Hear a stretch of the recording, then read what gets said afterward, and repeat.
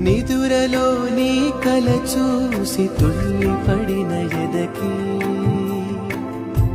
ఏ క్షణం ఎదురవుతావో జోల పాటవై